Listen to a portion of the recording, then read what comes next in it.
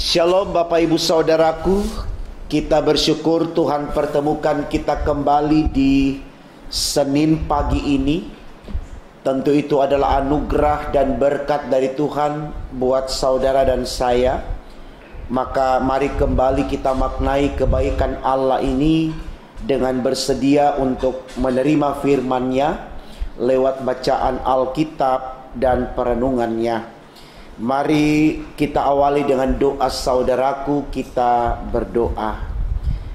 Tuhan Yesus, terima kasih kami kembali boleh ada di minggu yang baru, di Senin pagi ini. Tentu itu adalah anugerah dan berkat dari Tuhan buat kami sekalian. Maka dengan syukur kami datang kepadamu, membawa kesediaan kami untuk menerima firman-Mu.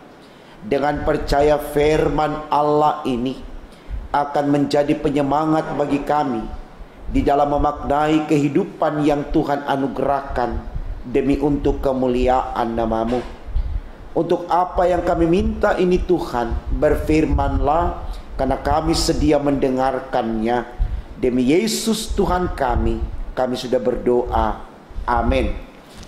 Saudaraku, bacaan Alkitab kita di Senin pagi ini terambil dari kitab Mazmur pasalnya yang ke-16, ayatnya yang pertama sampai dengan ayatnya yang ke-11. Bagian Alkitab ini dibacakan demikian: bahagia orang saleh, miktam dari Daud. Jagalah aku ya Allah, sebab padamu aku berlindung. Aku berkata kepada Tuhan, Engkaulah Tuhanku, tidak ada yang baik bagiku selain Engkau. Orang-orang kudus yang ada di tanah ini, merekalah orang mulia yang selalu menjadi kesukaanku.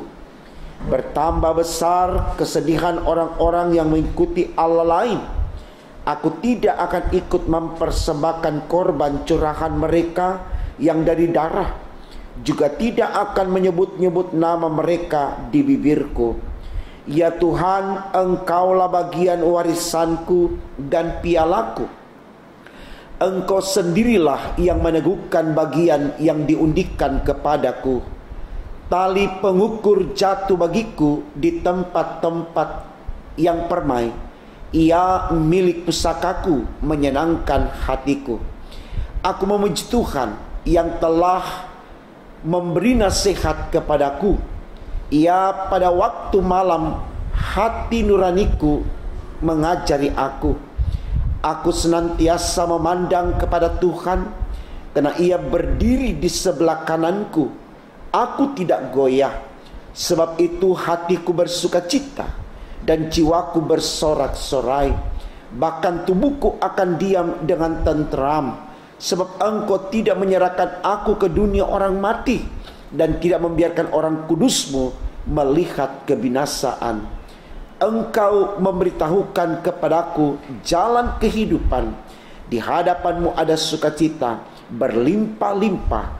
Di tangan kanan-Mu ada nikmat senantiasa. Demikian bacaan Alkitab kita saudaraku. Dan tema renungan kita di Senin pagi ini dituliskan demikian di dalam sabda bina umat, yaitu bahagia orang saleh. Saudaraku, tema kita pagi ini seringkali menjadi kelakar bagi manusia di zaman sekarang ini. Misalkan kalau seseorang mendapat hadiah dalam bentuk apapun, selalu mereka katakan ini upah anak saleh, gitu ya. Jadi selalu kesalehan itu diidentikan dengan sesuatu yang menyenangkan, membahagiakan, menguntungkan, dan seterusnya.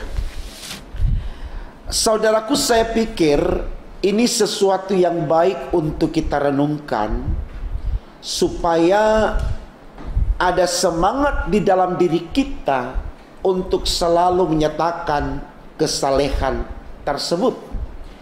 Karena memang Tuhan sendiri menginginkan itu, Bapak Ibu Saudaraku. Jadi bukan saya yang meminta kepada saudara-saudara untuk menjadi sosok atau orang yang saleh, tapi memang ini adalah kehendak Allah. Nah, oleh karena itu saudaraku, berbicara tentang permintaan Tuhan di dalam kehidupan kita, tentu kita tidak punya kewenangan untuk menolaknya. Kita tidak punya kekuatan untuk membantahnya. Karena berbicara tentang Allah, Dia memiliki otoritas penuh untuk selalu diikuti. Karena memang Allah merupakan sosok yang berkuasa, sosok yang sangat berpengaruh penting di dalam proses hidup kita. Segala sesuatu yang akan kita capai, yang akan kita miliki dalam hidup ini, kalau bukan dalam kewenangan Tuhan, atau kalau Tuhan tidak berkehendak di dalamnya, maka tentu hal tersebut akan sulit bagi kita untuk kita capai. Nah, saya pikir ini sesuatu yang sangat penting saudaraku untuk kita ketahui, supaya kita mulai belajar bagaimana kita membangun kesalehan itu yang merupakan bukti ketaatan kita kepada Allah. Ya, jadi kalau orang taat kepada Allah, itu berarti dia saleh, ya, dia sosok yang kudus, ya, sosok yang benar-benar berkenan bagi Allah. Ya, jadi ini sesuatu yang tidak bisa ditawar, Bapak Ibu Saudaraku. Semua manusia harus memilikinya. Kalau kemudian manusia tersebut menginginkan kehidupan yang bahagia, ya, kehidupan yang sempurna, kehidupan yang kekal. Karena sudah pasti bahwa orang-orang yang akan digiring oleh Allah untuk masuk ke dalam sorga adalah orang-orang yang saleh. Ya, jadi ini yang penting saudaraku untuk kita tahu. Namun mungkin ini hanya menjadi catatan kecil saja, ya, supaya kita mulai mengerti sesungguhnya tentang sikap atau cara hidup yang saleh. Nah, maksudnya kesalehan itu tidak berarti saudaraku kita tidak mengalami yang namanya rintangan. Kita tidak mengalami yang namanya tantangan, pergumulan, persoalan, tidak. Sesaleh apapun kita, hal-hal yang sifatnya derita itu tadi tetap saja akan ada pada kita. Karena apa? Karena kita menyatakan kesalehan itu di dalam dunia. Dunia ini fana, bukan sesuatu yang kekal. Jadi saya berharap ketika kita menyatakan kesetiaan kepada Allah atau kesalehan kita kepada Allah, jangan kita beranggapan bahwa kita tidak akan lagi menderita, kita tidak akan lagi bergumul. Tidak, saudaraku. Tetapi yang perlu kita pegang di sini adalah dengan kesalehan itu Allah tidak akan menguji iman kita melebihi dari kekuatan kita. Artinya kita tidak akan terjerumus ke dalam suasana hidup yang benar-benar derita, benar-benar nista, benar-benar terpuruk. Tidak. Kita belajar dari Ayub. Karena kesalehannya Tuhan uji imannya.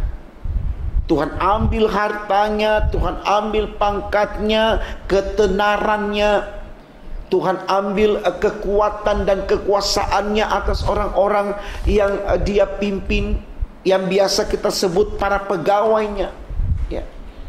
Tapi karena Ayub tetap menyatakan kesalehannya, Tuhan tidak menguji imannya Ayub melebihi dari kekuatannya. Di waktu yang Tuhan tentukan, ya, Tuhan gantikan 2 kali lipat dari apa yang Tuhan pernah ambil dari Ayub sebagai sarana untuk menguji kesalehannya Ayub. Jadi saya pikir ini juga baik saudaraku, supaya ketika kita mulai rajin gereja, rajin berdoa, rajin berbuat baik, tidak menyakiti orang, lalu jangan kita merasa bahwa kita sudah tidak akan mengalami yang namanya sakit, letih, lelah, ya. Tidak demikian maksudnya. Itu akan tetap kita rasakan. Tapi apapun yang kita rasakan, Tuhan tidak pernah menguji iman kita melebihi dari itu. Artinya kita akan mampu tanggung itu, saudaraku. Kita tidak akan menghujat Allah, kita tidak akan stres, kita tidak akan bunuh diri dan seterusnya. Tidak, tapi betul-betul kita akan bisa melakukan. Karena kesalehan itu menggiring kita untuk selalu pasrah kepada Tuhan. Terserah Tuhan, kewenangan Tuhan, apapun yang Tuhan mau buat sama kita, itu adalah keputusan Tuhan. Jadi betul-betul di totalitas hidup kita, saudaraku, kita tidak pernah berpikir tentang diri kita lagi, tapi tentang Tuhan. Apapun keputusan Tuhan itu tidak ada yang salah. Itu yang diimani oleh Ayub di dalam kisah hidupnya. Nah, saudaraku, saya pikir ini sesuatu yang baik untuk kita renungkan, supaya di dalam kita membangun kesalehan, kita tetap siap menghadapi yang namanya tantangan, pergumulan, masalah dan seterusnya. Ya. Contoh misalkan di masa sekarang ini kita berhadapan dengan virus corona. Apakah karena orang yang saleh, dia rajin ibadah, doa dan seterusnya, dia tidak menghadapi masalah corona? Kan tentu tidak. Dia tetap menghadapi. Tapi akan berbeda dengan sikap orang yang tidak saleh dalam menghadapi corona.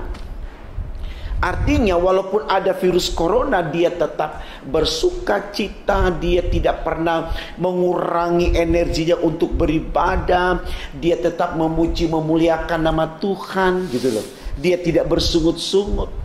Nah, itu kesalehan yang membuat dia mampu untuk menghadapi realitas yang ada. Kalau dia tidak saleh, wah, segala macam keluhan, beginilah begitulah, kenapa ini itu dan seterusnya. Hidupnya penuh dengan kegelisahan, hidupnya penuh dengan ketidakpastian, ya. Jadi ini yang mau digambarkan oleh Daud di dalam bacaan kita. Coba kita lihat dari ayat 7 dan seterusnya. Aku memuji Tuhan yang telah memberi nasihat kepadaku. Iya, pada waktu malam hati nuraniku mengajari aku. Aku senantiasa memandang kepada Tuhan, senantiasa memandang kepada Tuhan. Apapun yang terjadi tetap memandang kepada Tuhan. Karena ia berdiri di sebelah kananku, aku tidak goyah. Jadi mau badai apapun menghantam kita tetap tidak goyah. Karena Tuhan ada di samping kita. Kita betul-betul yakin kalau dia itu kekuatan kita. Sebab itu hatiku bersuka cita dan jiwaku bersorak-sorak. Bahkan tubuhku akan diam dengan tentram. Jadi ini yang dimaksudkan, saudaraku. Mau badai hantam seperti apapun, ketika kita ada dalam kondisi saleh atau taat kepada Tuhan, kita tidak akan goyah oleh apapun. Ayat 10. Sebab engkau tidak menyerahkan aku ke dunia orang mati. Kita tidak akan takut mati. Karena kalaupun jasad kita mati, katakan begitu, tapi kita akan hidup. Karena Tuhan angkat kita dalam kemuliaannya. Jadi kita tidak akan pernah ada di dunia orang mati. Karena kita dibawa Tuhan ke sorga. Jadi mati badan ini hanya jalan untuk menuju sorga. Bukan mati ditanam dan seterusnya ada di dalam, tidak. Jadi ini perlu kita imani, Bapak Ibu Saudaraku. Dan tidak membiarkan orang kudusmu melihat kebinasaan. Tidak akan pernah ada kebinasaan. Karena begitu kita dikubur, kita sudah diangkat oleh Allah dalam kemuliaannya. Begitu Tuhan ambil nyawa kita, Tuhan langsung pindahkan kita ke dunia yang baka, bukan yang fana lagi. Engkau memberitahukan kepadaku jalan kehidupan. Di hadapanmu ada sukacita berlimpah-limpah, di tangan kananmu ada nikmat senantiasa. Saya pikir ini sesuatu yang luar biasa, saudaraku, untuk kita pahami. Supaya kita tidak enggan untuk menyatakan kesalahan kita, tapi kita sungguh-sungguh mau menyatakan kesalahan kita. Itu modal besar bagi kita untuk bisa menghadapi corona, untuk bisa menghadapi persoalan yang lain, apapun bentuk persoalan itu. Karena dalam kesalehan kita punya iman yang teguh, dan dalam iman yang teguh kita pasti mengandalkan Tuhan, dan dalam pengandalan akan Tuhan kita pasti diberkati olehnya. Nyatakan kesalehan. Jangan sungkan, jangan enggan untuk itu. Karena itulah jalan bagi kita untuk memperoleh berkat dari Tuhan. Tuhan memberkati firman-Nya. Amin. Mari kita berdoa, saudaraku. Terima kasih Tuhan, karena Engkau sudah tuntun kami di Senin pagi ini untuk mengerti bagaimana setia kepadamu. karena upah dari kesetiaan mendatangkan kebaikan bagi kami di tengah badai, tantangan, pergumulan seperti apapun. Kami tidak akan goyah karena kami punya Tuhan yang kuat, yang berkuasa, dan yang selalu menggiring kami untuk menuju kepada kehidupan yang kekal. Pimpin kami terus Tuhan di tengah badai kehidupan yang ada, yang menantang, yang menggoda, yang merayu, agar dalam pimpinan Tuhan kami tidak terjebak di dalam semuanya itu, tapi kami tetap hidup dengan iman dan tetap mengadakan Engkau sebagai orang-orang yang saleh dalam hidup kami. Berkati terus kami Tuhan Yesus, bersama dengan rumah tangga dan keluarga kami, demi untuk kemuliaan nama-Mu. Di dalam nama Tuhan Yesus kami sudah berdoa dan mengucap syukur kepada Bapa di sorga. Immanuel, haleluya. Amin.